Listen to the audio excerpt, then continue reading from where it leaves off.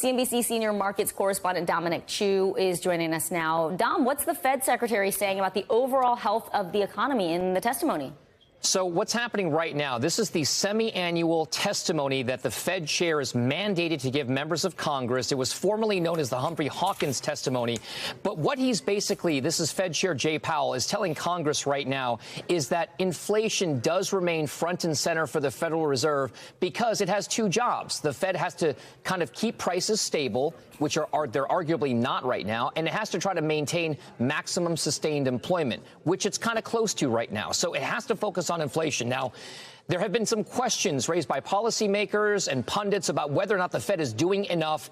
And in the testimony, Jay Powell, the Fed chair, laid out the case that the Fed is very, very much doing what it can. Take a listen to what he said.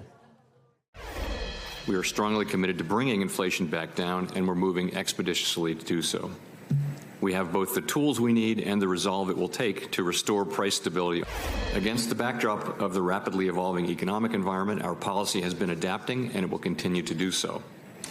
With inflation well above our longer-run goal of 2% and an extremely tight labor market, we raised the target range for the federal funds rate at each of our past 3 meetings.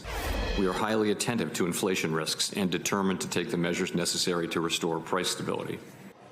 Okay, so what we have right now is this testimony where, in addition to that, Fed Chair Jay Powell also said that the idea that you could tame inflation without sending the economy into an economic downturn or a recession is going to be a tough line to kind of toe, so to speak. He also is facing a lot of bipartisan worry about this. You have Republican Senator John Kennedy from Louisiana basically saying that his constituents are coughing up bones because of inflation. Meanwhile, you have Democratic Senator from Massachusetts, Elizabeth Warren, saying that she is very concerned that in the efforts to tame inflation, you will send the economy into a recession. So again, he is facing a grilling. But of course, this is very much front in mind for many Americans out there. Vicky, you and I both know that when it comes to the surveys and polls of everyday Americans, the number one concern in the economy right now, it's not food, it's not rent, it is literally fuel prices.